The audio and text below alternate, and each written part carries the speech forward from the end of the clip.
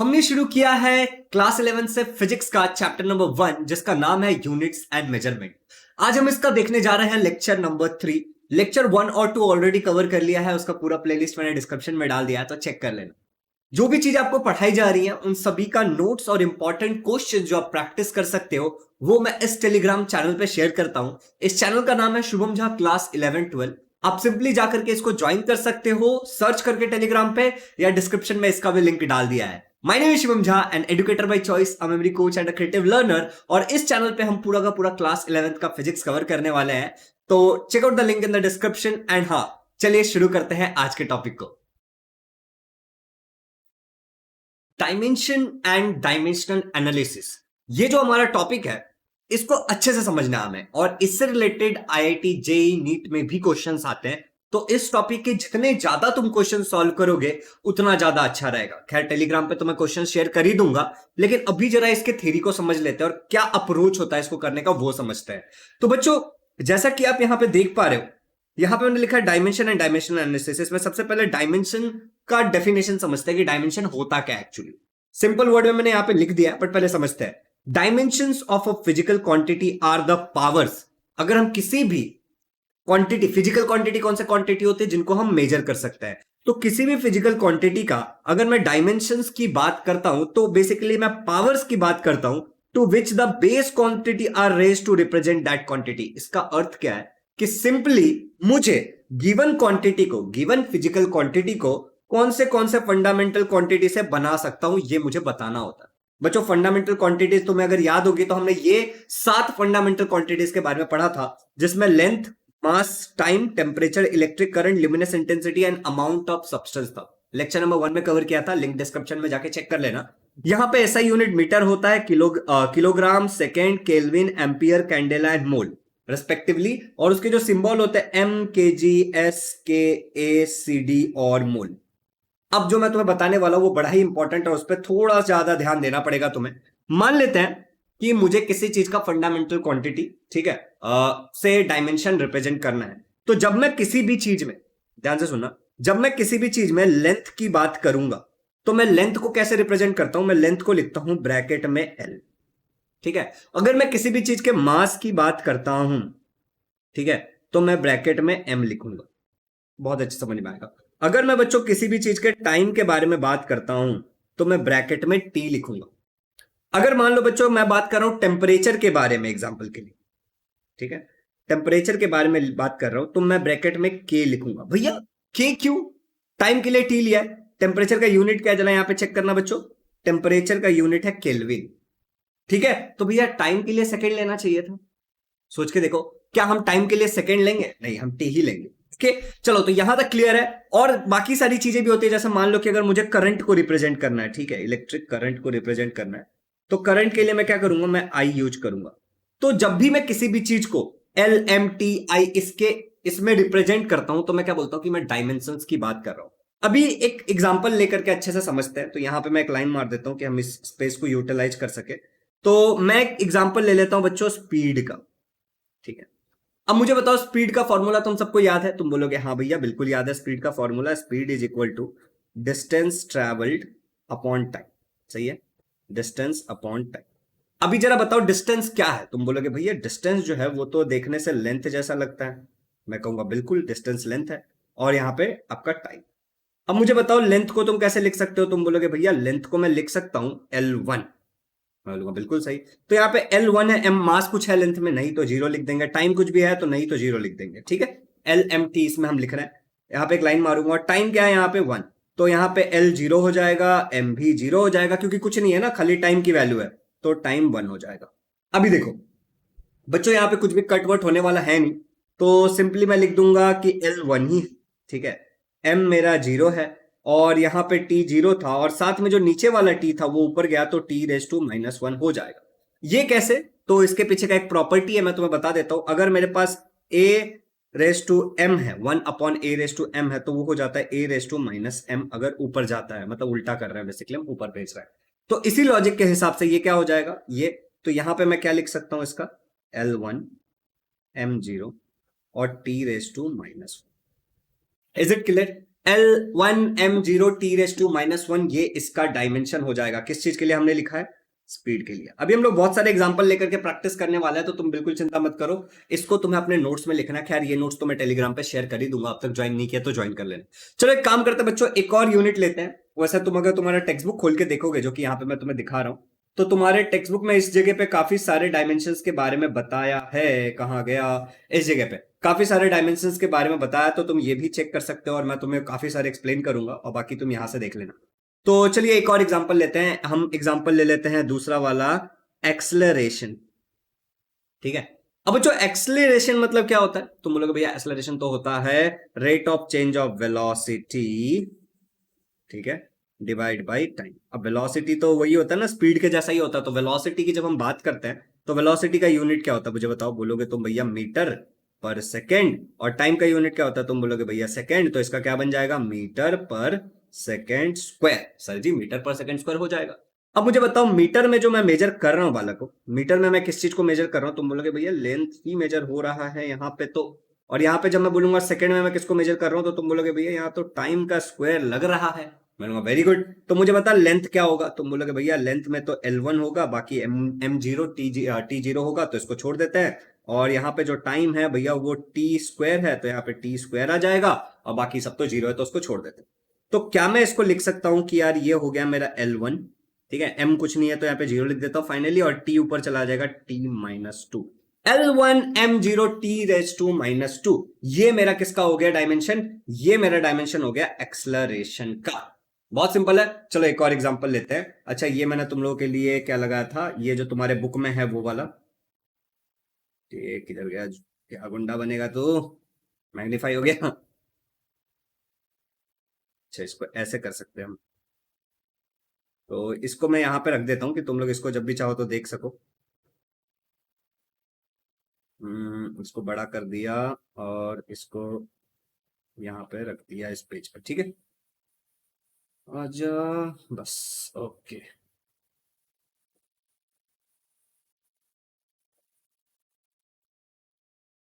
तो कुछ ज्यादा ही बड़ा हो गया, मतलब ज्यादा ही बड़ा हो गया। चलो इसको थोड़ा छोटा कर दिया।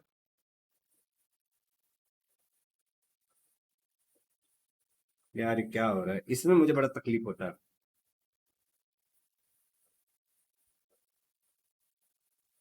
Wait,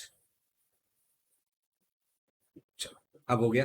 तो आई थिंक यहां से तुम देख लोगे, ज्यादा झंझट करके कोई फायदा नहीं है। ये तुम्हारे टेक्स्ट बुक का है, तो ये मैंने डाल दिया है। इसमें देखो क्या क्या लिखा हुआ है, मैं हर एक चीज भी समझा देता हूँ तुम्हें। यहाँ पे डेंसिटी लिखा है, एक्सलरेशन, मोमेंटम, फोर्स, इंपल्स मतलब कितना होता है कि कितना फोर्स कितने टाइम में एक्ट कर रहा है, और वर्क है, काइनेटिक एनर्जी, और प्रेशर है। ठीक है, इनमें से हम काफी सारे सॉल्व करने वाले हैं। ऑलरेडी हमने आई थिंक ये वाला कर लिया, एक्सलरेशन कर लिया है, अब और करते हैं। ठीक है, बाकी सारे भी करते हैं, तो वो तुम्हें ज्यादा बेटर तरीके से समझ आएगा एज कंपेयर टू मैं यहां से बताऊं। एक्सलरेशन कर लिया बच्चों, अब चलो फोर्स वाला करते हैं। ठीक है, तो मैं तुमसे अगर पूछता हूं कि बेटा फोर्स क्या होता है, तो तुम क्या बोलोगे? भैया फोर्स मतलब तो हमको पता है, फोर्स मतलब मास। तो तुम बोलोगे फोर्स मतलब होता है मास इनटू एक्सलरेशन। अभी मैं ना तुम लोगों से एक छोटी सी बात पूछूंगा थोड़ी देर बाद, अभी थोड़ा ध्यान दो। मास मतलब क्या है बच्चा? मास का तुम बोलोगे भैया मास तो मैं कह देता हूं कि यहां पे कुछ नहीं, एल का वैल्यू जीरो हो जाएगा। एम मास तो एम से रिप्रेजेंट करेंगे, M1, और यहाँ पे टी का वैल्यू भी जीरो हो जाएगा। मैं कहूंगा ठीक है। अच्छा मल्टीप्लाई बाय एक्सलरेशन तुमने क्या निकाला था जरा मुझे बताना। अभी अभी तुमने ऊपर एक्सलरेशन का वैल्यू निकाला था L1m0t⁻1, क्या यहाँ पे दिख रहा है? L1m0t⁻1। तो क्या इसको वापस निकालने की जरूरत है? नहीं, अभी हमने लिखा है तो हम लिख देते हैं L1, ठीक है, m0 और t⁻²। अब मुझे बताओ यहां पे क्या होता है, नॉर्मल सा मैथ समझना। a⁻m plus a⁻n। मान लो L a की तरह है, यहाँ पे L a की तरह है, और ये जो पावर है वो mn है। तो अगर a⁻m प्लस a⁻n होता है तो क्या हो जाता है? a⁻m multiply by n। ये तुमने इंडाइसिस में बहुत ही लोअर स्टैंडर्ड में सीखा होगा, 8th स्टैंडर्ड में। तो क्या मैं L यहां पे ऐसे लिख सकता हूं, L⁻0 + 1, अच्छा m⁻1 + 0, और यहां पे t⁻0 - 2, प्लस माइनस माइनस हो जाएगा। ठीक है, तो इसका जो मुझे मिलेगा वो मिलेगा L1m1 एंड t⁻2 फोर्स का याद रखना यार, फोर्स बहुत काम आता है। L1m1 t⁻2 इस वैल्यू को याद ही कर लेना, ये बहुत जरूरी है। तो ये भाई साहब हमने फोर्स का भी निकाल लिया, और अगर मैं यहां से कंपेयर करता हूं कि फोर्स का इन लोगों ने क्या दिया है, तो यहाँ पे L1 M1 T raise to minus one, किधर गया फोर्स, यहाँ पे ठीक है, L1 M1 T raise to minus two. मैं टेंशन में आ गया, वाला इतना इतना अच्छे से पढ़ा है, गलत पढ़ा दिया। ओके चलो अगला वाला देखते हैं, चौथा वाला एक देखते हैं। चौथा हम लोग एग्जांपल ले लेते हैं वर्क डन, जो कि वहां पे भी है, ठीक है। अब देखो वर्क डन को समझना चाहिए। वर्क डन मतलब क्या होता है कि किसी ऑब्जेक्ट पे मैं फोर्स लगा रहा हूं तो वो मूव कर रहा है। मैं तुम्हें लेक्चर नंबर 1 में समझाया था। तो वर्क डन मतलब होता है फोर्स इनटू डिस्प्लेसमेंट, ठीक है। अब मुझे बताओ, क्या हमने फोर्स का यूनिट अभी अभी डायमेंशन निकाला, ऊपर ऊपर की तरफ तुम देख सकते हो फोर्स का डायमेंशन है, तो इसको कॉपी पेस्ट मार देते हैं। ये हो जाएगा हमारा L1 M1 T raise to minus two. और डिस्प्लेसमेंट क्या होगा, सिंपली लेंथ की बात होती है डिस्प्लेसमेंट में, तो L1 हो जाएगा M0 और T रेस टू 0 हो जाएगा। अभी तुम्हें लॉ पता है, A raise to M plus A raise to L plus A raise to N होगा, तो एम प्लस एन हो जाएगा। इस लॉजिक से 1 प्लस 1 यहाँ पे 2 हो जाएगा, यहाँ पे 1 हो जाएगा, और यहाँ पे टी रेस टू माइनस 2 हो जाएगा। तो L2 M1 और टी रेस टू माइनस 2 इसका है, ये वर्क डन का है, तो ये भी याद कर लेना। और मैं क्या करता हूँ, इन चीजों को ना ऐसे हाईलाइट कर देता हूँ कि तुम्हें समझ में आए कि हमने अलग अलग निकाला है, अलग अलग चीजों का निकाला है नोट्स जब तुम देखोगे तो। चलो ठीक है, तो 1 2 3 4 और एक और करते हैं, चलो। अब बहुत सारे करने वाले हैं हम लोग, यही तो हमारा आज का गोल है। तो अभी एक काम करते हैं, पावर का करते हैं, ठीक है। तो यहाँ पे हमने कितने कर लिए, 4 कर लिए, तो पांचवा करते हैं यहाँ पे। व्हाइट कलर, पांचवा बच्चों हम लोग पावर का कर रहे हैं। तो पावर का मतलब क्या होता है मुझे बताओ। अगर मैं तुमसे पूछूंगा बेटा पावर मतलब क्या होता है, तुम क्या बोलोगे? पावर मतलब होता है कि कितना काम कितने समय में कर सकता हूं, ठीक है। तो power is equal to work done divide by time. अब मुझे बताओ, क्या अभी अभी हमने वर्क डन का ऊपर निकाला है, हाँ या ना? देखो वर्क डन का हमने L2 M1 T raise to minus two, तो यहाँ पे लिख देता हूं L2 M1 और T raise to minus two. ये अभी अभी हमने वर्क डन का वैल्यू निकाला है। अभी इस वैल्यू को मैं डिवाइड कर दूंगा किससे, यहाँ पे टाइम है तो मैं डिवाइड कर दूंगा खाली T1 से। अब मुझे बताओ, ये जो तुम्हारा T1 का वैल्यू है ऊपर जाएगा तो ये क्या हो जाएगा, L2 M1 T raise to minus two. यहाँ पे तुम सिंपली डायरेक्ट भी कर सकते हो, लेकिन मैं स्टेप बाय स्टेप बता रहा हूँ कि तुम्हें समझ में आए। T raise to minus one हो जाएगा, और यहाँ पे अब क्या होगा बताओ, तो यहाँ पे हो जाएगा L2 M1 T raise to minus two minus minus plus, तो A प्लस N होता है ना, तो यहाँ पे प्लस और माइनस माइनस हो जाएगा ये। तो इसका आंसर क्या आएगा भाई साहब, L2 M1 T raise to minus three. तो आई थिंक पावर का होगा T raise to minus three, L M1 T raise to minus three. चलो तो ये भैया और बहनों हमारा पावर का भी निकल गया। तो हमने 5 कर लिए हैं, एक और करते हैं, छठा भी एक और करके देखते हैं। तुम्हें समझ में आ रहा होगा कि डायमेंशंस कैसे निकाला जाता है। छठा एक सिंपल सा और कर लेते हैं, इसको ढूंढ कर लेता हूँ कि मुझे ज्यादा स्पेस मिले लिखने के लिए। और मैं आपकी बार प्रेशर करता हूँ बच्चों। प्रेशर का मतलब क्या होता है बच्चों, कि कितने एरिया पे तुम फोर्स लगा रहे हो, फोर्स अपॉन एरिया, ठीक है। प्रेशर का मतलब होता है फोर्स अपॉन एरिया। अभी मुझे बताओ, फोर्स का हमने अभी अभी निकाला था, याद है? L1 मैंने बोला भी था, याद कर लेना, T raise to minus two. ये मैं तुम लोग को फोर्स का बोला था याद कर लेने के लिए। अच्छा, एरिया मतलब क्या होता है, मीटर स्क्वायर, ठीक है। एरिया मतलब मीटर स्क्वायर होता है उसका यूनिट। तो मीटर स्क्वायर तो मैं क्या कह सकता हूँ, लेंथ का स्क्वायर है, ठीक है। सच दैट मैं यहाँ पे लिख देता हूँ छोटा सा, force is equal to mass into acceleration, and acceleration is equal to metre square, ठीक है। तो यहाँ पे मीटर स्क्वायर है और ये मास है, तो पता चला न्यूट लेंथ का स्क्वायर, ऐसे लिख देता हूँ, ज्यादा बेटर रहेगा, तुम्हें समझ में आएगा। तो मास इंटू एक्सलरेशन, और यहाँ पे होता है लेंथ का स्क्वायर, एरिया मतलब, ठीक है। तो यहाँ पे अगर मैं निकालने जाऊंगा तो क्या होगा, मैं डायरेक्टली कर रहा हूँ, ये ऊपर चला जाएगा, ठीक है। चलो डायरेक्टली नहीं करते हैं, इनडायरेक्टली कर लेते हैं। M1 मैं हट जाता हूँ यहाँ से, इसीलिए तो ये वाला सुविधा लाया है कि आप लोग ज्यादा से ज्यादा स्पेस का यूज कर सकते हैं, T raise to minus two. और ये वाला यहाँ पे क्या हो जाएगा, L raise to minus two. अब मैं डायरेक्ट कैलकुलेशन करता हूं, तो यहाँ पे क्या आ जाएगा, -2 + 1, मतलब +1 -2 क्या हो जाएगा, बड़ा सिंबल माइनस का है तो -1 हो जाएगा मेरे हिसाब से। तो यहाँ पे हो जाएगा L raise to minus one, ठीक है। M1 है ऑलरेडी, और T raise to minus to.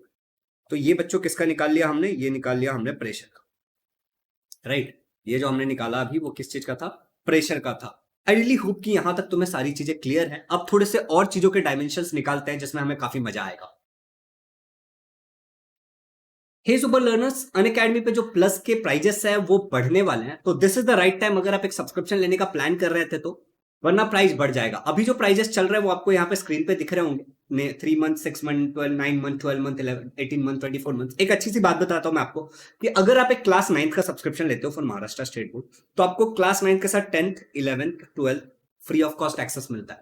11th का लेते हो तो 12th मिलता है, 10th का लेते हो तो 11th, 12th मिलता है, मतलब आगे के सारे क्लासेस का एक्सेस आपको फ्री ऑफ कॉस्ट मिलता है। तो सबसे ज्यादा समझदारी इसमें है कि आप एक 9th का सब्सक्रिप्शन ले लो। अगर आपका कोई छोटा भाई बहन होगा तो वो भी पढ़ सकते हो, और आप भी 11th, 12th के लेक्चर देख करके पढ़ सकते हो। तो आपको एक सब्सक्रिप्शन लेने के लिए सिंपली यहाँ पे एक रेफरल कोड का ऑप्शन आएगा, जहां पे आप SJ Super 10 डाल देना। जैसे ही आप ये वाला कोड डालोगे जो यहाँ पे दिख रहा है, आपको इंस्टेंटली 10% का डिस्काउंट मिल जाएगा। और अक्सर ऑफर चलते रहते हैं कि अगर आप एक 24 मंथ का प्लान लेते हो जिसमें आप 11, 12 भी पढ़ सकते हो, 9, 10, 11, 12 पढ़ सकते हो, वैसे अगर 9th का लोगे तो वहां पे आपको कुछ month extra extension free of cost मिलता है। तो उसको जरूर चेक कर लेना, लिंक्स मैं डिस्क्रिप्शन में डाल दूंगा सब्सक्रिप्शन लेने के लिए। और ये रहा सब्सक्रिप्शन के प्राइजेस, बहुत ही कॉस्ट इफेक्टिव है अगर अपन अकेडमी पे पढ़ते हो तो। लाइव लेक्चर मिल जाता है टॉप एजुकेटर्स द्वारा। एक और फीचर के बारे में मैं आपके साथ शेयर करना चाहता हूं, जो कि है आस्क अ डाउट। पर्सनली मैं ये फीचर कर रहा हूं आपको, ये मुझे प्रमोशन नहीं है, पर्सनली मैं शेयर कर रहा हूं। यहाँ पे आप unlimited doubt free of cost पूछ सकते हो, 24/7 हाई क्वालिटी वीडियो सॉल्यूशन मिलता है। एग्जैक्टली जो क्वेश्चन तुम पूछते हो उसी का आंसर मिलता है, और बहुत जल्दी आंसर आपको मिल जाता है। यहाँ पे फ्री आप पूछते हो, वीडियो सॉल्यूशन मिलता है, जो कि बहुत इंपॉर्टेंट है। बहुत सिंपल स्टेप है, आपको सेल्फ स्टडी वाले सेक्शन पे जाके ask and doubts and solution में आस्क डाउट पे जाना है। आप फोटो ले सकते हो, गैलरी से अपलोड करके क्रॉप कर लेना, और जो भी आपका सब्जेक्ट होगा उसको चूज कर लेना। लैंग्वेज का भी चॉइस है, हिंदी इंग्लिश में आप पूछ सकते हो, मराठी में पूछ सकते हो, और आप अनलिमिटेड डाउट पूछ सकते हो, जो कि सबसे अच्छी बात है। यहाँ पे भी जो अगर आप पहली बार जा रहे हो इस चीज को एक्सेस करने के लिए, तो SJ Super 10 ये कोड यूज करना है, अनअकैडमी का ऐप डाउनलोड करना है, अपने नंबर से रजिस्टर करना है, सेल्फ स्टडी वाले सेक्शन पे जाके जो आगे मैंने बताया वो, और कोड अगर पूछा जाएगा तो SJ Super 10 ये यूज कर लेना है। आई रियली होप कि आपके जो भी डाउट्स होंगे न्यूमेरिकल से रिलेटेड वहां पे भी जाके आप क्लियर करोगे, डायमेंशन से रिलेटेड वहां पे भी जाके क्लियर करोगे, और बहुत अच्छे से पढ़ाई करोगे। तो प्राइजेस बढ़ने वाले हैं, तो act fast, the code is SJ Super 10। Happy learning. 10th standard में जो पहला चैप्टर तुम लोग पढ़ते हो महाराष्ट्र बोर्ड से, और अगर तुम CBSE से हो तो 9th स्टैंडर्ड में तुम एक चैप्टर पढ़ते हो जिस फिजिक्स में, जिसका नाम था ग्रेविटेशन। तो ग्रेविटेशन अगर तुमने पढ़ा होगा तो ऑफकोर्स तुमने एक चीज के बारे में पढ़ा होगा कि Newton universal law of gravitation, और उसमें तुमने एक फॉर्मूला पढ़ा होगा, force is equal to G m1 m2, ठीक है। Force is equal to G m1 m2 upon distance का स्क्वायर, राइट। तो हम लोगों ने बेसिकली R ले लिया, ठीक है, R। तो यहां पे अगर मैं फोर्स का निकालने जाऊंगा तो वो तो ये वही आ जाएगा हमारा जो फोर्स का था, L1m1t⁻²। लेकिन मुझे ना यहाँ पे किसका डायमेंशन निकालना है पता है तुम्हें? G का निकालना है, ग्रेविटेशनल कांस्टेंट का डायमेंशन निकालना है मुझे। ग्रेविटेशनल कांस्टेंट का मुझे डायमेंशन निकालना है। अब सवाल ये उठता है कि ग्रेविटेशनल कांस्टेंट का डायमेंशन निकलेगा कैसे? तो जी की सबसे पहले हमें वैल्यू चाहिए, तो जी की वैल्यू क्या हो जाएगी? फोर्स मल्टीप्लाई बाय रेडियस का स्क्वायर, ठीक है, और यहाँ पे मास 1 मास 2 डिवाइड हो जाएगा। कैसे हुआ? ये उधर चला गया और ये जो यहाँ पे मल्टीप्लाई में है ये नीचे आ गया, इस तरीके से निकल गया। अभी जरा ध्यान से सुनना, अभी तुम्हें सिंपली क्या करना है, तुम्हें जो आता है वही करना है। मतलब मैं कहना चाह रहा हूं कि डायमेंशनल एनालिसिस का हम इस्तेमाल कर सकते हैं कांस्टेंट का भी डायमेंशन निकालने के लिए, और इसका और भी यूजेस है जिसके बारे में हम पढ़ेंगे, टेंशन ना लो। तो फोर्स का आपको बताना है, फोर्स का क्या था? L1m1t⁻², आपको याद हो जाना चाहिए अब तक, L1m1t⁻²। अच्छा मुझे बताओ, रेडियस स्क्वायर है, रेडियस स्क्वायर मतलब मैं कह सकता हूँ रेडियस मतलब लेंथ होता है, तो लेंथ का स्क्वायर, मास 0 होगा, टी 0 होगा, और यहाँ पे मास इंटू मास है, राइट, यहाँ पे मास इंटू मास है, m1 तो मास इंटू मास को मैं क्या लिख सकता हूँ कि भाई सिंपली मेरा m2 आ जाएगा, ये कह सकता हूँ, बाकी L1 0 आएगा, T1 0 आएगा। अभी बच्चों यहाँ पे मैं क्या कर सकता हूँ बताना जरा, ये L1m1t⁻² है, तो मैं m2 को ऊपर भेज दूंगा, या फिर सिंपली तुम कह सकते हो ये 1 कैंसल, ये यहाँ से 2 कैंसल, तो यहाँ पे m बचेगा, और मैं लिख दूंगा कि यहाँ पे बचेगा मेरा L1। अच्छा जिन लोगों को ये नहीं समझ में आएगा डायरेक्ट, उन लोगों के लिए यहाँ पे मान लो L1 है, और क्लियरली लिखते हैं कि ज्यादा अच्छे समझ में। यहाँ पे मान लो L1 है, यहाँ पे मान लो m, ठीक है, 1 है, पहले ऊपर का कट नहीं किया मान के चलो, ठीक है, और यहाँ पे t⁻², है, ठीक है। फिर तुम्हारा L2 है, और ये जो तुम्हारा M2 है ऊपर जाएगा तो m⁻² हो जाएगा, सही है। तो यहाँ पे मैं क्या बोल सकता हूँ, L1 और L2 क्या हो जाएगा? L3 हो जाएगा, एम आई राइट? तो यहाँ पे मैं लिख दूंगा L3, ऊपर ही सॉल्व कर लेना चाहिए। अभी -2 प्लस और यहाँ पे 1 है, ठीक है, यहाँ पे 1 है, तो ये क्या हो जाएगा? -1 हो जाएगा, m⁻², बड़ा सिंबल क्योंकि 2 का है, तो -1 हो जाएगा, और ये t⁻² का -2 ही रहेगा। तो L3 m-1 और t-2, राइट, यहाँ पे t-2 आएगा। तो ये तुम्हारा क्या आ गया भाइयों और बहनों, ये आ गया तुम्हारा ग्रेविटेशनल कांस्टेंट का, ठीक है, ग्रेविटेशनल कांस्टेंट का डायमेंशन। तो हम कांस्टेंट्स के भी डायमेंशन निकालने के लिए इसका इस्तेमाल कर सकते हैं। चलो एक और एग्जांपल देखते हैं। एक और कांस्टेंट है जो तुम आगे चल के केमिस्ट्री में पढ़ोगे, दैट इज गैस कांस्टेंट, ठीक है। तो अभी हम लोग गैस कांस्टेंट का निकाल के देखते हैं कि गैस कांस्टेंट का वैल्यू क्या आएगा। मैं यहाँ पे लिख देता हूँ गैस कांस्टेंट। मैं तुम्हें बताता हूँ गैस कांस्टेंट का फॉर्मूला क्या है, टेंशन मत लो। तो बोलोगे भैया ये गैस कांस्टेंट तो हम नहीं पढ़े हैं, गैस कांस्टेंट का हम कैसे निकाल पाएंगे डायमेंशन, को तो फॉर्मूला ही नहीं आता। अरे कोई बात नहीं, मैं बता देता हूँ, सुनो। तो गैस कांस्टेंट का जो फॉर्मूला है वो है PV is equal to NRT, ठीक है। अब यहाँ पे क्या क्या है वो भी बता देता हूँ कि जो तुम्हारा पी है यहाँ पे, ठीक है, वो क्या है, प्रेशर है, ठीक है। और जो यहाँ पे तुम्हारा v है वो क्या होगा, ऑफ कोर्स वॉल्यूम होगा, यहाँ पे वेलोसिटी नहीं होगा, याद रखना, इसीलिए बताया जा रहा है। यहाँ पे जो n है तुम्हारा वो नंबर ऑफ मोल्स है। तुम बोलोगे भैया नंबर ऑफ मोल्स का क्या होगा डायमेंशन, क्या ये कांस्टेंट होता है? नहीं, 9th स्टैंडर्ड में पढ़ा है, कांस्टेंट कांस्टेंट नहीं होता ये। और r क्या है तुम्हारा, बेसिकली r तुम्हारा यही गैस कांस्टेंट है, ठीक है। तो ये तुम्हारा गैस कांस्टेंट है। और t क्या है तुम्हारा, टेम्परेचर है, ठीक है। t क्या है, टेम्परेचर। तो अभी तुम्हें सब कुछ याद होगा कि किसको हम किससे रिप्रेजेंट करते हैं। तो इस हिसाब से अगर मैं आर की वैल्यू निकालने जाऊं, क्योंकि मुझे कांस्टेंट का वैल्यू निकालना है, राइट, गैस कांस्टेंट का वैल्यू निकालना है, तो आर की वैल्यू क्या निकलेगी इसमें, सोच के देखो। आर यहाँ पे पीवी रह जाएगा, ठीक है, एलएचएस का। और ये जो एन और टी है जो इधर मल्टीप्लाई में उधर डिवाइड में चला जाएगा। तो मैं लिख देता हूं यहाँ पे एन टी आ जाएगा। तो क्या आ जाएगा, PV is equal to N T. अब मुझे बताना कि यहाँ पे सबसे पहले क्या है तुम्हारा, प्रेशर। तो क्या हमने P4 क्या है, प्रेशर, तो क्या हमने प्रेशर का ऑलरेडी निकाला था, जरा जरा देख के बताना। क्या भैया हमने प्रेशर का ऑलरेडी निकाला था, स्पीड निकाला था, एक्सलरेशन निकाला था हमने, फोर्स निकाला था, वर्क डन निकाला था, पावर निकाला, प्रेशर निकाला था, L-1 m1 T⁻², ये हमने ऑलरेडी इसका निकाला था। तो ये प्रेशर का वैल्यू मैं यहाँ पे डाल देता हूँ। प्रेशर का वैल्यू क्या आएगा जो हमने निकाला था, L1, ठीक है, L-1 था ना, L-1, ठीक है। और फिर था M1, ठीक है, और T⁻², ये वैल्यू हमने ऑलरेडी प्रेशर का निकाला था। वॉल्यूम मतलब क्या होता है, लेंथ का क्यूब होता है बेसिकली वॉल्यूम, ठीक है। वॉल्यूम मतलब होता है लेंथ का क्यूब। अच्छा, नंबर ऑफ मोल्स को भैया कैसे निकालेंगे, तो सुन लीजिए भैया कैसे निकालते हैं।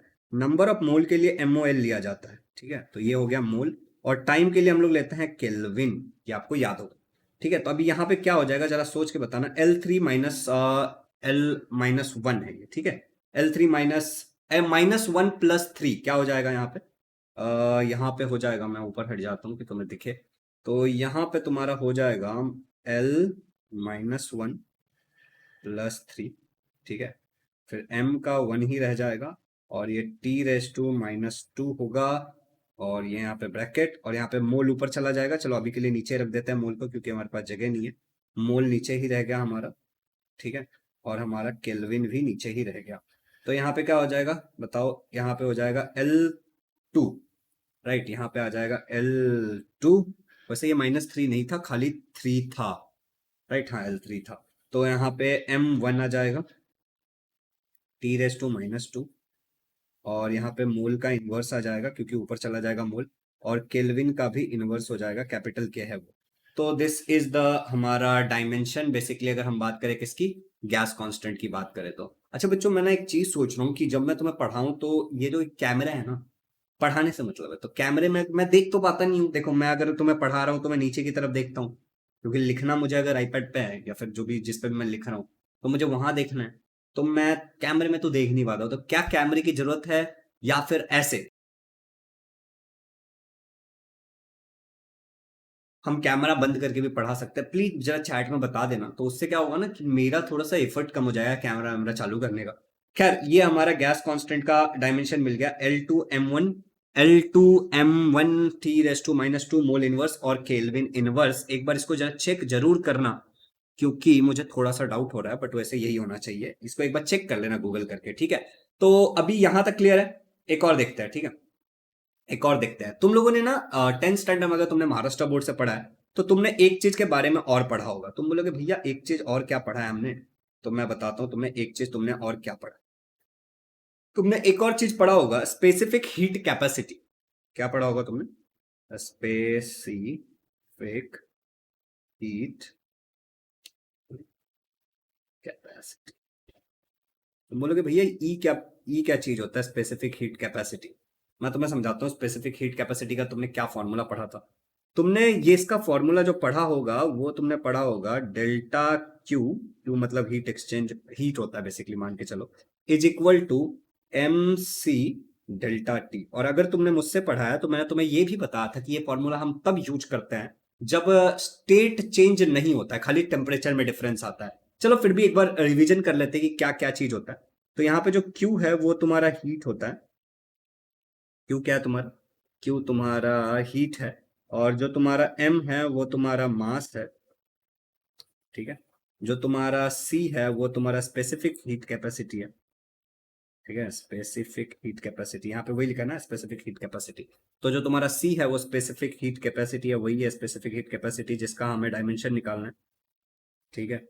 और जो तुम्हारा मान लो डेल्टा टी है वो तुम्हारा है टेम्परेचर डिफरेंस। ठीक है। डेल्टा टी क्या है तुम्हारा? Temperature difference. ठीक है। तो अभी हमें जो निकालना है ना यहाँ पे डायमेंशन, वो सी का निकालना है। ठीक है, तो देखते हैं जरा फॉर्मूला क्या था। फिर से लिख देते हैं, Q is equal to delta Q, तो क्यू ही रखते हैं, डेल्टा नहीं लिखते, एम सी, और यहाँ पे तो डेल्टा टी लिखना ही पड़ेगा। ठीक है। तो एम सी डेल्टा टी, तो यहां से अगर तुमको मैं सी का फॉर्मूला पूछता हूँ तो सी का वैल्यू तुम क्या बोलोगे? तुम एक फट से बोलोगे भैया यहाँ पे क्यू हो जाएगा, ऊपर की तरफ क्यू आ जाएगा, नीचे एम चला जाएगा, सी तो उधर ही है, और ये डेल्टा टी हो जाएगा। अब यहाँ पे क्यू क्या है बच्चों? क्यू हीट है। अभी यहाँ पे ना मैं तुम्हें एक छोटा सा बात बताता हूँ इस जगह पे। ठीक है बच्चों, हीट एक प्रकार का एनर्जी होता है। हीट क्या होता है? एनर्जी होता है। ठीक है। एनर्जी का जो डायमेंशन होता है वो वर्क डन का सेम होता है। तुमको मैंने 10th में भी बताया होगा कि हीट जनरेटेड, एनर्जी और वर्क डन, ठीक है, ये तीनों एक होता है, इनके डायमेंशंस भी एक होते हैं। ये भी एक प्रूफ है कि ये तीनों एक होता है। तो मैंने तुमको थोड़ी देर पहले वर्क डन का डायमेंशन सिखाया था, तुम वीडियो को पीछे लेकर के देख लेना। तो हीट का भी डायमेंशन वही होगा। तो हीट का डायमेंशन क्या होगा? एल, एक बार work done, work work done का एक बार डायमेंशन चेक कर लेते हैं कि हम कोई मिस्टेक ना करें। L2m1 T⁻², L2m1 L2m1 T⁻², L2m1 T⁻²। और उसके बाद हमारे पास क्या है देखो जरा, Q के बाद है मास। ठीक है, तो मास क्या होगा बच्चों? मास होगा m1। ठीक है। और टेम्परेचर डिफरेंस को तो हम लोग केल्विन ले सकते हैं इजिली। अब तुम्हें भी पता है, मुझे भी पता है कि अब यहाँ पे बहुत आसान हो गया है ये चीज। ठीक है। और यहाँ पे और कुछ है क्या? नहीं, और कुछ भी नहीं है। तो ये L2 एज इट इज रह जाएगा, ये M1 कैंसिल हो जाएगा, तो मैं कह सकता हूँ M0 आ जाएगा यहाँ पे। और फिर यहाँ पे जो ये टाइम है, टाइम -2 ही रहेगा। और यहाँ पे जो केल्विन है ऊपर जाएगा तो -1 हो जाएगा। तो ये इसका आ गया हमारा फॉर्मूला कि हम इसको कैसे निकाल सकते हैं। तो इज इट क्लियर? तो ये हमने स्पेसिफिक हीट कैपेसिटी क्यू का भी फॉर्मूला निकाल लिया। और मुझे लगता है ना, जब हम लोग जूम करके नहीं लिखते हैं, लाइक देखो इस जगह पे मैंने जूम करके नहीं लिखा है तो हैंडराइटिंग काफी खराब आती है। कंपेयर टू हम जूम करके लिखते हैं तो थोड़ा अच्छा लिखते हैं, और जगह भी हमारे पास ज्यादा होता है। ठीक है, तो अब मैं जूम करके ही लिखूंगा। तो यहाँ तक क्लियर हो गया। चलो एक और काम करते हैं, एक और निकाल लेते हैं वर्क, क्या बोलते हैं इसको, वर्क डन। वर्क डन हमने निकाला है ना, L2m1 T⁻², ये हमने निकाला है।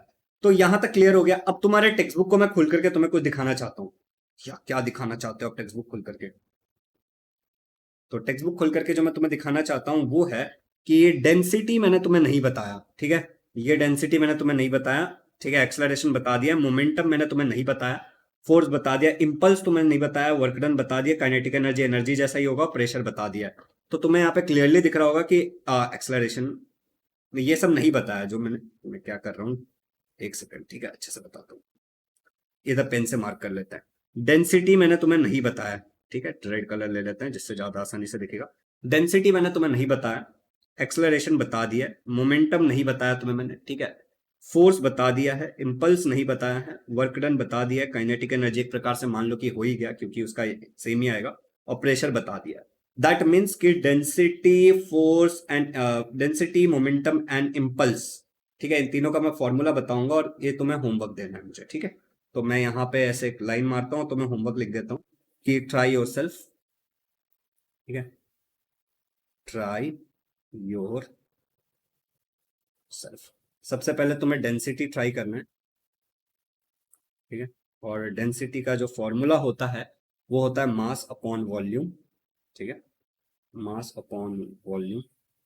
तो यहाँ पे जो मास है बच्चों उसका क्या हो जाएगा, वॉल्यूम क्या होता है, लेंथ क्यूब। मास मतलब तो बेसिकली मास ही होगा, ठीक है, मास मतलब तो मास ही होगा, और यहाँ पे लेंथ का क्यूब हो जाता है, ठीक है, जो भी तुम्हारा लेंथ है वो। तो अब आगे तुम खुद कर लोगे। अब तुम्हें दूसरा जो करना है वो है मोमेंटम, ठीक है। और टेक्स्ट बुक के एक इंपॉर्टेंट चीज के बारे में और मुझे तुम्हें बनाना है, तो मोमेंटम क्या होता है, मास इंटू, अच्छा मास पूरा लिख देता हूँ, मास इंटू वेलोसिटी। तो तुम्हें मास का पता ही है, वेलोसिटी का भी तुम्हें पता ही है, तो तुम इसका आसानी से निकाल सकते हो। फिर एक रह गया इम्पल्स, ठीक है। तो इम्पल्स का मतलब क्या होता है बच्चों कि कितना फोर्स कितने टाइम तक लग रहा है, तो फोर्स मल्टीप्लाई बाई टाइम, इसको हम इम्पल्स बोलते हैं, ठीक है। तो ये फोर्स का तुम्हें पता है, टाइम का तुम्हें पता है, तो तुम ये भी निकाल लोगे। फिर तुम्हें काइनेटिक एनर्जी निकालना है, होमवर्क दे रहा हूँ तुम्हें, ठीक है। काइनेटिक एनर्जी, और ये इसका सबका जवाब ना तुम मुझे टेलीग्राम पे भी मैसेज करोगे, ठीक है, टेलीग्राम पे तुम मैसेज करोगे। तो काइनेटिक एनर्जी होता है हाफ एम वी स्क्वायर, ठीक है। एक और ले लो, सेंट्रीपिटल फोर्स, फोर्स के जैसा ही आना चाहिए इसका, ठीक है, सेंट्रीपिटल फोर्स। अभी मैं तुम लोगों को कुछ इंपॉर्टेंट बातें बताने वाला हूँ। तो सेंट्रीपिटल फोर्स ले लेते हैं M V square upon R, ये भी तुम निकाल सकते हो। और क्या दे दूं मैं तुम्हें, सेंट्रीपिटल फोर्स और बस चलो इतना ही कर लो, कितने हो गए एक बार चेक करते कितने हो गए। जो मैंने तुम्हें ट्राई करने के लिए दिया है, 1 2 3 4 5 दिए, तो 5 तुम्हें ट्राई करना, टेलीग्राम पे आंसर भेजने, ठीक है। और अब हम यहाँ तक क्लियर हो गया।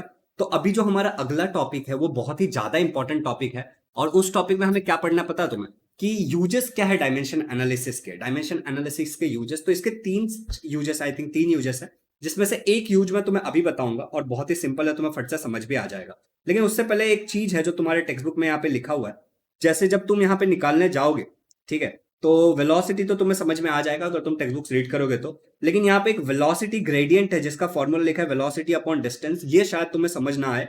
और बाकी यहाँ पे चार्ज है, तो चार्ज का करंट इनटू टाइम, तो करंट का आई ले लिया और टाइम का टी ले लिया, ये भी तुम फट से समझ जाओगे।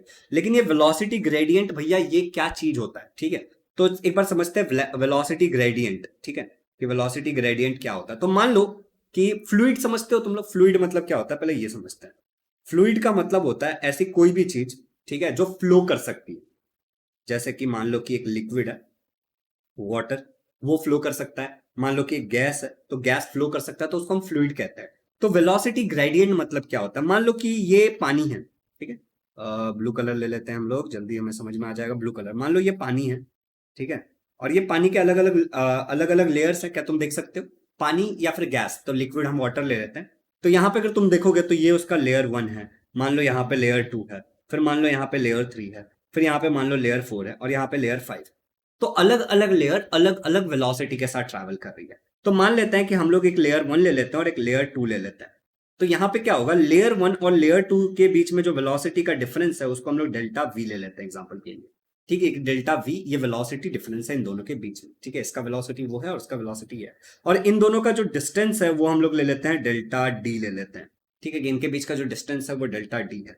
तो वेलोसिटी ग्रेडियंट क्या होता है, वेलोसिटी ग्रेडियंट, वेलोसिटी ग्रेडियंट होता है इन दोनों का रेशियो। मतलब कि भैया कितना वेलोसिटी के साथ तुम्हारा दो लेयर फ्लो कर रहा है और उनके बीच में कितना डिस्टेंस, ठीक है। तो ये होता है तुम्हारा वेलोसिटी ग्रेडियंट जिसका तुम्हें डायमेंशन दिया है। तो सिमिलरली तुम्हें करना क्या है, इसमें वेलोसिटी का डायमेंशन निकालना है और यहाँ पे डेंसिटी का डायमेंशन निकालना है और उसको अरेंज करना है कैलकुलेशन करने से, तो तुम्हें आसानी से वेलोसिटी ग्रेडियंट का डायमेंशन मिल जाएगा, जो कि बहुत ही आसान है। चलो बच्चों, तो अभी जो हमारा अगला टॉपिक है उस अगले टॉपिक पे जाते हैं, और हमारे अगले टॉपिक का नाम है क्या नाम है भैया, यूजेस, ठीक है, ऑफ डायमेंशनल, ठीक है, डायमेंशनल एनालिसिस। देखो बच्चों, मैं ये नोट्स तो डाल दूंगा, ठीक है, लेकिन सबसे अच्छा जो नोट्स तुम बना सकते हो वो है कि तुम खुद से नोट्स बनाओ, ठीक है। तुम खुद से ट्राई करो, that is the best notes you can make, uses of dimensional analysis. बच्चों यूजेस ऑफ डायमेंशनल एनालिसिस में हमें क्या पढ़ना है, हमें 3 चीजों के बारे में पढ़ना है, जिसमें हम सबसे पहले डायमेंशनल एनालिसिस का पहला वाला जो यूज देखेंगे वो है to check the correctness, that equation is correct और नॉट। तो मैं यहां पे सिंपली लिख देता हूं, टू चेक द करेक्टनेस, ठीक है, टू चेक द, बेसिकली हम बोलेंगे check the correctness of equation, to check the correct, ठीक है, करेक्टनेस ऑफ फॉर्मूला, फॉर्मूला बोल सकते हैं, और फॉर्मूला से ज्यादा अच्छा रहेगा इक्वेशन, ठीक है, क्योंकि अभी मैं तुम्हें एक चीज बताऊंगा जो तुम्हें जेई या नीट में पूछा जा सकता है या फिर वाइवा वगैरह में पूछा जा सकता है, तो तुम्हें वो समझ में आ जाएगा, ठीक है। तो हमें बेसिकली कैसे पता चलेगा कि एक इक्वेशन जो हमें दिया हुआ है वो करेक्ट है या नहीं है, और अगर इक्वेशन करेक्ट होगा तो क्या फॉर्मूला भी करेक्ट होगा, ये दो चीजों को समझना है। तो एक काम करते हैं, एक बहुत ही सिंपल सा इक्वेशन ले लेते हैं। तो एग्जाम्पल के लिए मान लो कि हमने एक बहुत ही लोअर स्टैंडर्ड में एक इक्वेशन पढ़ा था कि v is equal to U plus A T, ये न्यूटन का इक्वेशन से आता है, ठीक है। और ये वेलोसिटी और टाइम के बीच में, फाइनल वेलोसिटी और टाइम के बीच में क्या एक रिलेशन है। तो हमें क्या करना है, हमें चेक करना है एलएचएस का डायमेंशन और आरएचएस का डायमेंशन। अगर एलएचएस का डायमेंशन इक्वल टू आरएचएस का डायमेंशन हो जाता है तो हम कहेंगे कि ये इक्वेशन सही है। अच्छा, इक्वेशन सही है इसका मतलब क्या फॉर्मूला भी सही होगा, इस बात पे चर्चा करेंगे। लेकिन मान लेते हैं कि हम एलएचएस का डायमेंशन चेक कर रहे हैं, तो एलएचएस का मैं क्या चेक कर रहा हूँ, लेट्स से कि मैं एलएचएस का डायमेंशन चेक कर रहा हूँ, तो मैं ऐसे लिख देता हूँ, तुम लिख देना डायमेंशंस ऑफ एलएचएस। तो एलएचएस में क्या है भैया, वेलोसिटी है, तो वेलोसिटी का डायमेंशन जरा मुझे बताना। वेलोसिटी का जो फॉर्मूला है सबसे पहले वो लिख देते हैं, अगर हमें निकालना है तो डिस्प्लेसमेंट, ठीक है, डिवाइड बाई टाइम। अब मुझे पता है डिस्प्लेसमेंट क्या होता है, डिस्प्लेसमेंट होता है लेंथ, और टाइम तो टाइम ही होता है बेसिकली, ठीक है, तो टाइम टाइम होता है। तो मैं कह दूंगा कि इसका जो मुझे डायमेंशन मिलेगा वो मिलेगा L1, M0 मिलेगा, और T⁻⁻1 हो जाएगा अगर मैं ऊपर लूंगा तो, ठीक है। अभी मैं तुम लोग को यहाँ पे एक बहुत ही इंपॉर्टेंट चीज पढ़ाने वाला हूँ, लॉ ऑफ होमोजेनिटी, ठीक है। चलो, तो ये वाला हमें क्या मिल गया, एलएचएस का डायमेंशन यहाँ पे मिल चुका है, तो एलएचएस का डायमेंशन को कर लेते हैं थोड़ा सा प्यार से, मोहब्बत से, ऐसे कि भाई एलएचएस का डायमेंशन मैंने निकाल लिया है, ठीक है। अभी मुझे क्या निकालना है, दूसरा मुझे इसी तरीके से आरएचएस का डायमेंशन भी निकालना, तो मैं लिख देता हूं आरएचएस का मुझे निकालना है इसी तरीके से डायमेंशंस, आरएचएस का मुझे डायमेंशंस निकालना है। तो रिकॉर्ड हो रहा है, ये कैमरे के साथ भी बहुत झंझट है। तो आरएचएस में क्या है, U प्लस ए टी। अभी मैं तुम लोग को ना एक छोटा सा बात बताऊंगा जो तुम्हें समझना है, लेकिन थोड़ी देर तुम्हारा भैया मजे ले रहे हो, हाँ जी बिल्कुल मजे ले रहा हूँ। अब देखो, इनिशियल वेलोसिटी है, तो वेलोसिटी का तो इनिशियल और फाइनल वेलोसिटी तो वेलोसिटी है, तो उसका ऊपर वाला ही आ जाएगा, तो L1, ठीक है, M1 और T⁻⁻2 ही आ जाएगा। अच्छा, प्लस प्लस में क्या है, एक्सेलरेशन। तो क्या हमने एक्सेलरेशन का पहले निकाला था, एक्सेलरेशन मतलब क्या होता है, rate of change of velocity upon time. तो बस एक टाइम का झंझट आ जाएगा, थोड़ा सा टाइम बढ़ जाएगा, तो यहाँ पे भी हो जाएगा L1 M1। अच्छा, M0 था ना, वैसे हमने M के आगे यहाँ पे जीरो नहीं लिखा, देखो ऐसे ही गड़बड़ होता है, L1 M0 और T⁻⁻2 हो जाएगा यहाँ पे क्या हो जाएगा, T⁻⁻2, और यहाँ पे ये मल्टीप्लाई किसके साथ है, टाइम के साथ, तो मैं यहाँ पे लिख देता हूँ कि ये भाई साहब टाइम के साथ थोड़ा सा मल्टीप्लाई है। अगर मैं इसको अब थोड़ा सा सिंप्लीफाई करूं तो ये हो जाएगा L1, ये हो जाएगा M0 और ये हो जाएगा T⁻⁻2, ठीक है। प्लस यहाँ पे क्या होगा, L1 का L1 ही रहेगा, ठीक है, M0 का क्या रहेगा बच्चों, M0 ही रहेगा, और T⁻⁻2 और +1 क्या हो जाएगा मुझे बताओ, T⁻⁻1 हो जाएगा, सही है, T⁻⁻1 हो जाएगा। अब तुम लोग ना यहाँ पे जाके कर सकते हो एक मिस्टेकम नमा, तो मिस्टेक क्या कर सकते हो उसके बारे में बात करते हैं। जैसे अब तुम देखो यहाँ पे देखोगे L1 M0 T⁻⁻2, यहाँ पे भी लिखोगे L1 M0 T⁻⁻2, ठीक है, ये 2 दिख रहा है ना तुमको, 2 और 1 में ना मेरा कुछ अंतर नहीं दिखता, इसलिए मेरे मार्क्स गए थे फिजिक्स में, ठीक है। तो अब तुम बोलोगे यार ये और ये तो सेम है, तो तुम क्या बोलोगे कि यार L1 प्लस L1, तो तुम शायद बोलोगे कि यार A⁻, यहाँ पे मैं ऐसे लिख देता हूँ A⁻m plus A⁻n, that means कि A⁻m×n।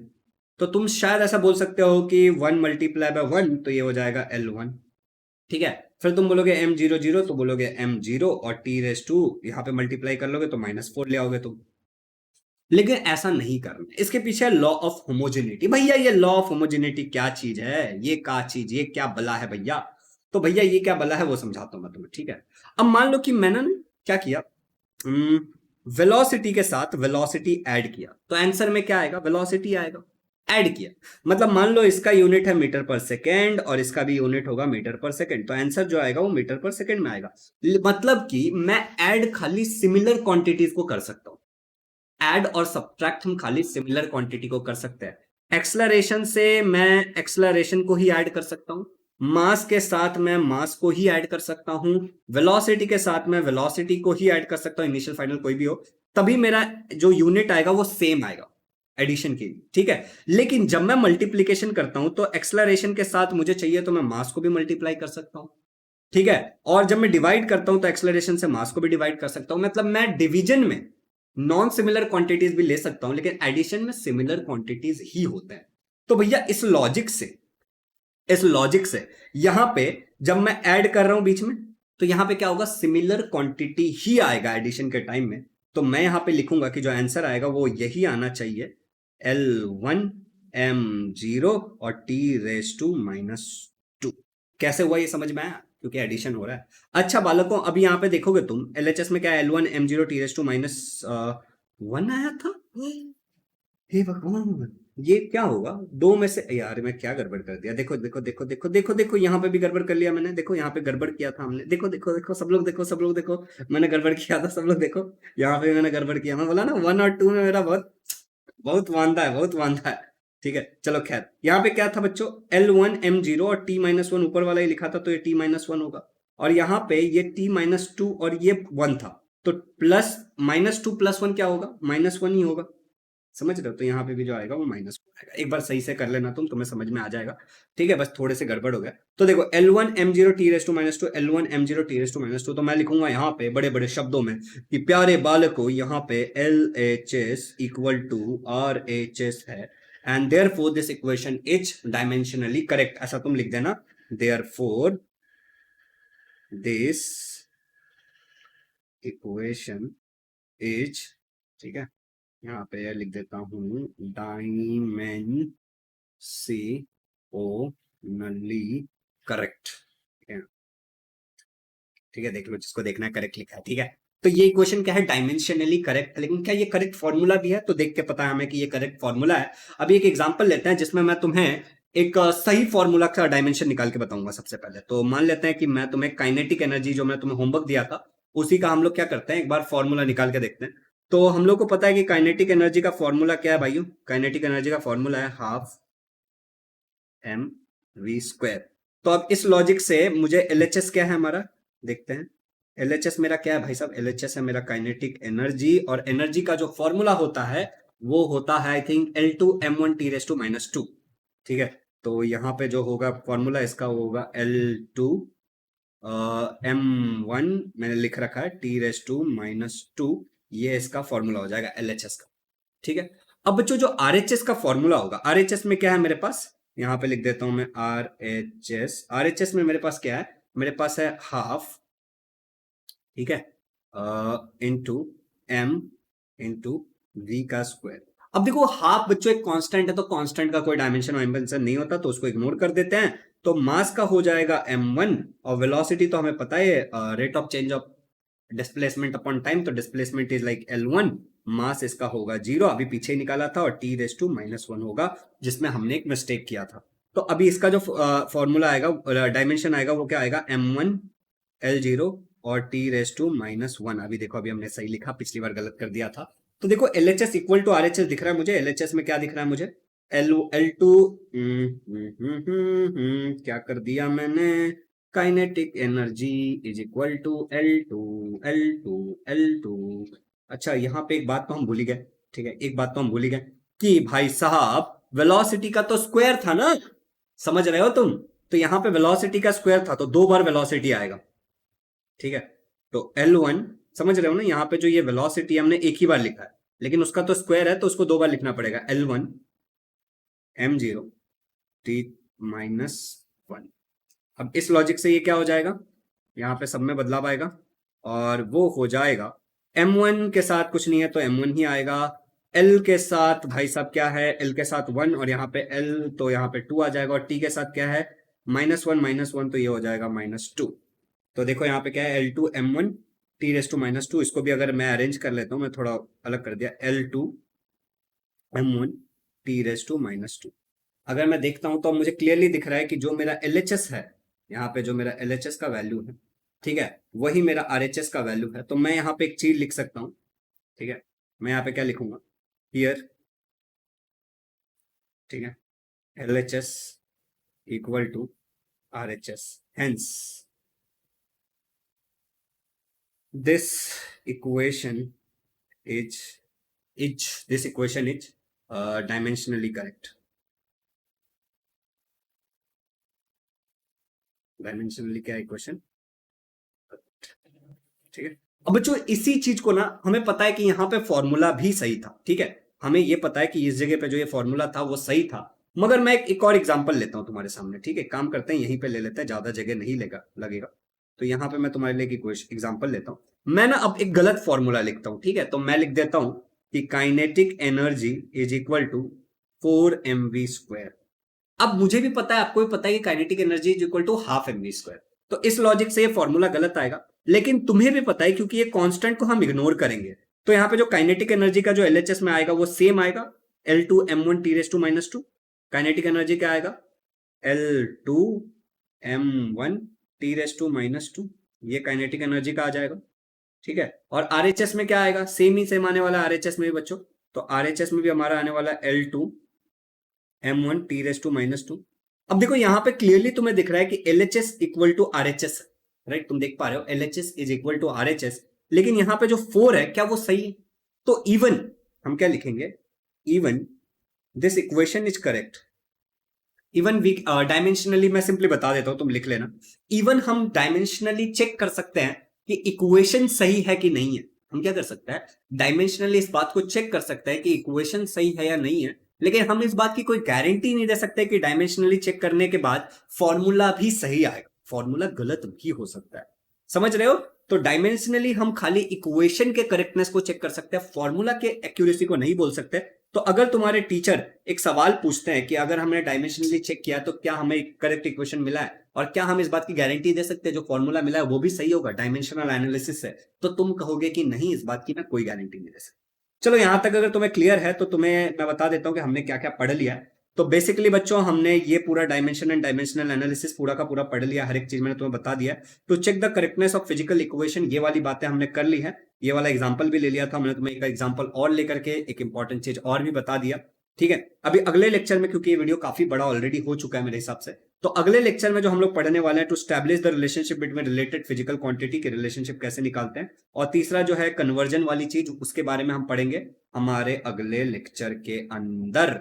और हम फिर कुछ एग्जांपल्स लेंगे जो यहाँ पे दिए हुए हैं, और उसके बाद हमारा नेक्स्ट टॉपिक आ जाएगा। आई रियली होप कि तुम्हें यहाँ तक सब समझ में आया होगा। अगर चैनल पे नए हो तो इस चैनल को सब्सक्राइब कर लो, और सारे वीडियोस आपको डिस्क्रिप्शन में लिंक में मिल जाएंगे। एंड ऑल्सो आप हमारे टेलीग्राम को जरूर ज्वाइन कर लेना, क्योंकि वहां पे मैं इंपॉर्टेंट क्वेश्चन और ये नोट्स भी शेयर करने वाला हूँ। Thank you so much, happy learning.